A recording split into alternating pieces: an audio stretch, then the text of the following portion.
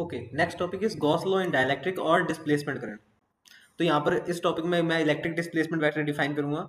देखिए इसका डेरिवेशन कैसे चलता है। तो according to the Maxwell's third equation, Maxwell's third equation आपको ध्यान होगी, ठीक है। थर्ड इक्वेशन आपके पास क्या है, del dot E rho by epsilon naught, ठीक है। तो यहाँ पर आपके पास जो मैं रॉ लिख रहा हूँ, ठीक है, क्योंकि हम डाइलेक्ट्रिक के बारे में बात कर रहे हैं। So the volume density raw of dielectric, ठीक है। तो द वॉल्यूम डेंसिटी रॉ आपके पास क्या होगी, it is a sum of किसका आपके पास, सम एक तो आपके पास वॉल्यूम डेंसिटी ऑफ पोलराइज्ड, जिसको मैं पोलराइज्ड रॉ पी कह दूंगा, और एक आपके पास volume density of free charge rho F, ठीक है। तो ये टर्म हमने कल भी निकाल ली थी, है ना, पिछले टॉपिक में। ओके, तो rho is equal to rho P plus rho F, और रॉ पी हम पिछले टॉपिक के हेल्प से जानते हैं कि माइनस डेल डॉट पी है। मैंने आपको पहले ही कहा था कि आप वो उसका रिजल्ट याद रखिएगा, वो टॉपिक भी इंपॉर्टेंट है अपने आप में। तो आपके पास ये रॉ कितना हो जाएगा, रॉ इज इक्वल टू आपके पास minus del dot P plus rho F, ठीक है। Now substituting this in this, ठीक है, तो आपके पास कितना आ जाएगा, del dot E is equal to rho F minus del dot P by epsilon naught. Okay, देखिए इसको थोड़ा सा और अरेंज करके लिख देता हूँ ताकि मैं रो एफ की वैल्यू निकाल सकूं। रो एफ इज इक्वल टू ऐसे भी लिख सकते हैं, डेल डॉट एप्सिलॉन नॉट ई हो जाएगा एक तो, और एक इसको उधर ले जाऊं अगर मैं, तो आपके पास ये प्लस पी हो जाएगा, ठीक है। ऐसे लिखा जा सकता है ऐसे।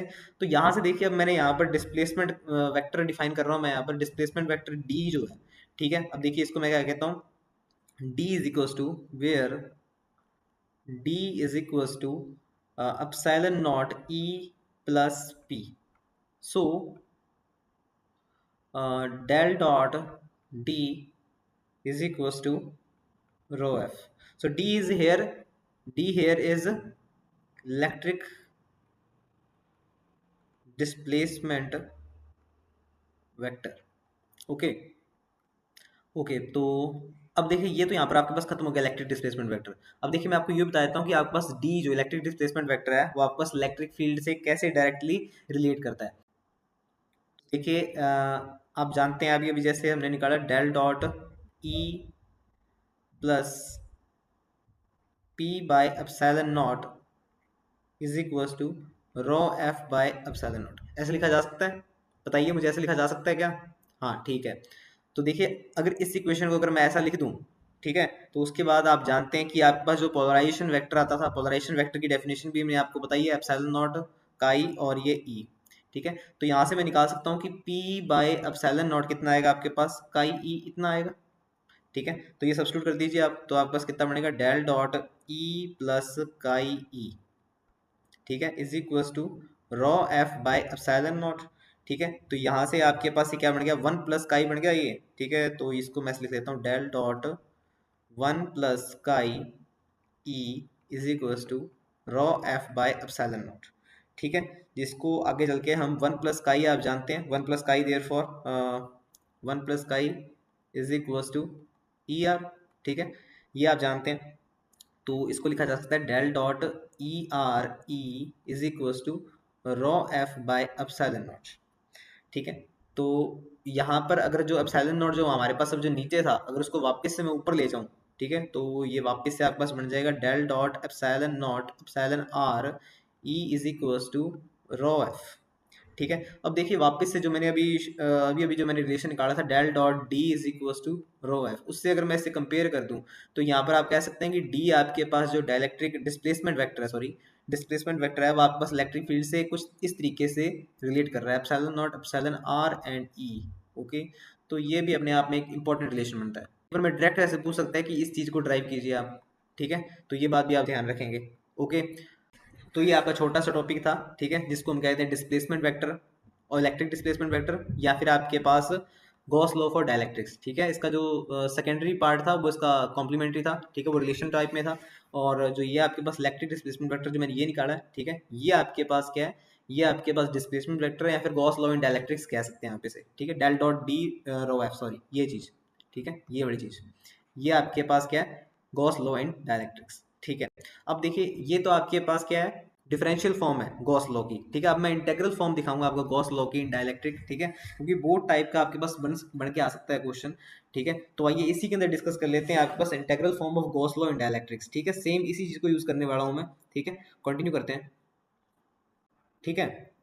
सो integral form of Gauss law in dielectrics को हम कैसे डिस्कस करते हैं, देखिए स्टार्ट में यहाँ पर इसके अंदर differential form of Gauss law in dielectrics से करूंगा, ठीक है। So differential form of Gauss law in dielectrics आपके पास क्या see del dot D is equals to rho F, ठीक है। तो ये निकाली थी हमने। अब देखिए बोथ साइड में यहाँ पर क्या ले रहा हूँ, वॉल्यूम इंटीग्रल ले रहा हूँ, ठीक है, वॉल्यूम इंटीग्रल बोथ साइड। तो यहाँ पर क्या बन जाएगा, डेल डॉट डी डीवी, ठीक है, डेल डॉट डी डीवी, और यहाँ पर रॉ एफ डीवी, और ये वॉल्यूम इंटीग्रल, ठीक है। सो रो एफ डीवी को आप क्या लिख सकते हैं, rho F d V for the whole, आपके पास पूरे वॉल्यूम इंटीग्रल पे अगर हो रहा है तो आपके पास यहाँ पर ये क्यू रो एफ है, तो इसकी वजह से आपके पास यहाँ पर क्या आ जाएगा, क्यू एफ आ जाएगा, क्योंकि रो एफ का ही तो आपके पास इंटीग्रेशन हो रहा है, ठीक है। तो आपके पास डेल डॉट डी डीवी और ये वॉल्यूम इंटीग्रल, ओके।